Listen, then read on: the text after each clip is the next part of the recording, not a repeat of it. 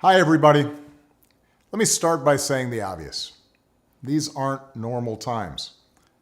As we all manage our way through a pandemic unlike anything we've seen in a century, Michelle and I hope that you and your families are safe and well. If you've lost somebody to this virus, or if someone in your life is sick, or if you're one of the millions suffering economic hardship, please know that you're in our prayers.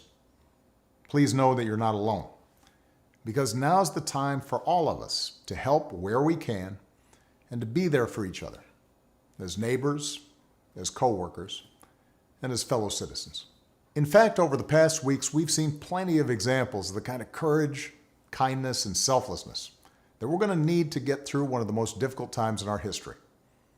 Michelle and I have been amazed at the incredible bravery of our medical professionals who are putting their lives on the line to save others, the public servants and health officials battling this disease, the workers taking risks every day to keep our economy running, and everyone who's making their own sacrifice at home with their families, all for the greater good.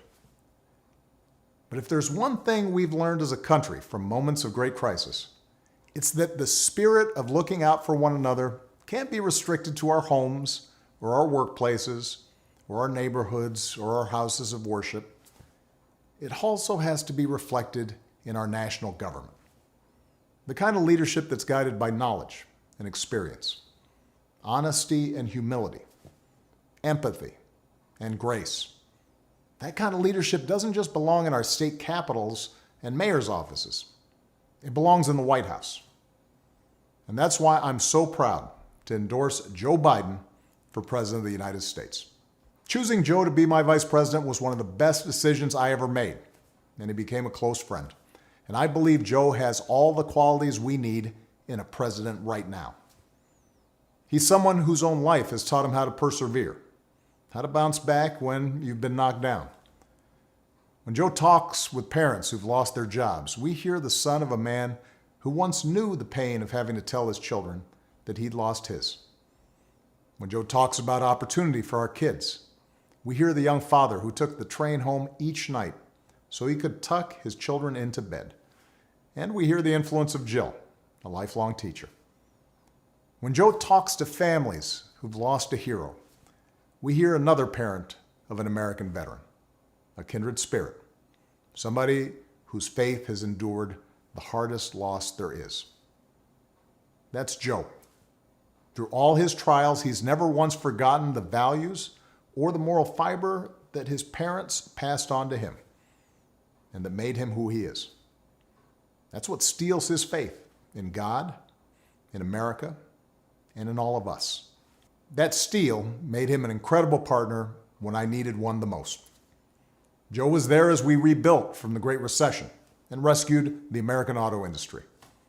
He was the one asking what every policy would do for the middle class, and everyone's striving to get into the middle class. That's why I asked him to implement the Recovery Act, which saved millions of jobs and got people back on their feet. Because Joe gets stuff done. Joe helped me manage H1N1 and prevent the Ebola epidemic from becoming the type of pandemic we're seeing now. He helped me restore America's standing and leadership in the world on the other threats of our time, like nuclear proliferation and climate change. Joe has the character and the experience to guide us through one of our darkest times and heal us through a long recovery. And I know he'll surround himself with good people. Experts, scientists, military officials who actually know how to run the government and care about doing a good job running the government and know how to work with our allies and who will always put the American people's interests above their own. Now, Joe will be a better candidate for having run the gauntlet of primaries and caucuses alongside one of the most impressive Democratic fields ever. Each of our candidates were talented and decent, with a track record of accomplishment, smart ideas, and serious visions for the future. And that's certainly true of the candidate who made it farther than any other, Bernie Sanders. Bernie's an American original, a man who has devoted his life to giving voice to working people's hopes, dreams, and frustrations. He and I haven't always agreed on everything, but we've always shared a conviction that we have to make America a fairer, more just, more equitable society. We both know that nothing is more powerful than millions of voices calling for change. And the ideas he's championed, the energy and enthusiasm he inspired, especially in young people, will be critical in moving America in a direction of progress and hope. Because for the second time in 12 years, we'll have the incredible task of rebuilding our economy. And to meet the moment, the Democratic Party will have to be bold. You know, I could not be prouder of the incredible progress that we made together during my presidency. But if I were running today, I wouldn't run the same race or have the same platform as I did in 2008. The world is different. There's too much unfinished business for us to just look backwards. We have to look to the future. Bernie understands that, and Joe understands that. It's one of the reasons that Joe already has what is the most progressive platform of any major party nominee in history. Because even before the pandemic turned the world upside down, it was already clear that we needed real structural change. The vast inequalities created by the new economy are easier to see now, but they existed long before this pandemic hit. Health professionals, teachers, delivery drivers, grocery clerks, cleaners, the people who truly make our economy run, they've always been essential. And for years, too many of the people who do the essential work of this country have been underpaid, financially stressed, and given too little support. And that applies to the next generation of Americans. Young people graduating into unprecedented unemployment. They're going to need economic policies that give them faith in the future and give them relief from crushing student loan debt. So we need to do more than just tinker around the edges with tax credits or underfunded programs. We have to go further to give everybody a great education, a lasting career, and a stable retirement. We have to protect the gains we made with the Affordable Care Act, but it's also time to go further. We should make plans affordable for everyone, provide everyone with a public option, expand Medicare, and finish the job so that healthcare isn't just a right, but a reality for everybody. We have to return the U.S. to the Paris Agreement and lead the world in reducing the pollution that causes climate change.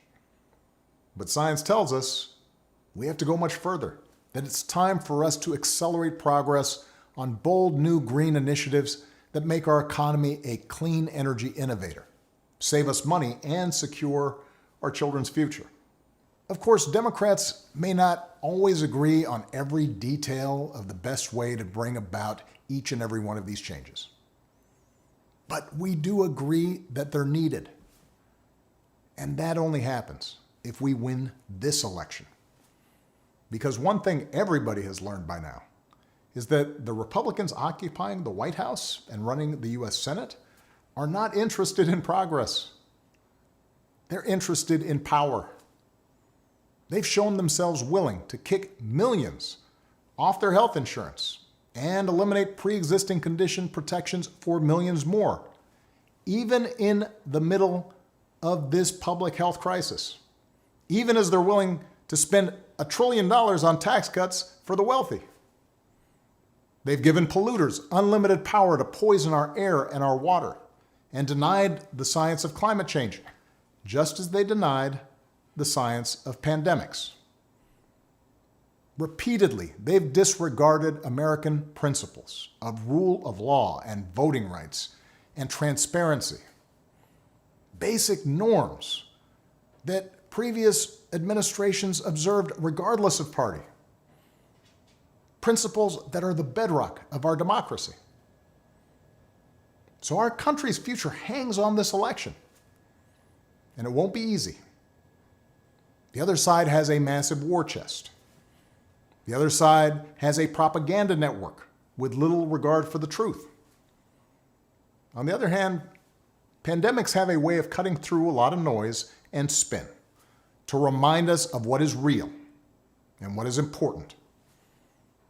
This crisis has reminded us that government matters.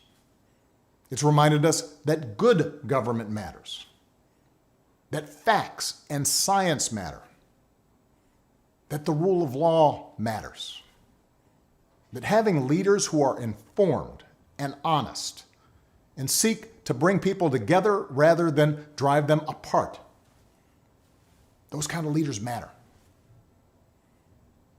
In other words, elections matter.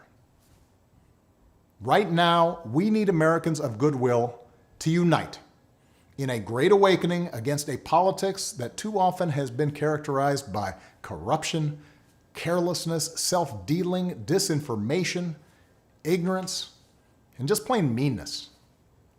And to change that, we need Americans of all political stripes to get involved in our politics and our public life like never before.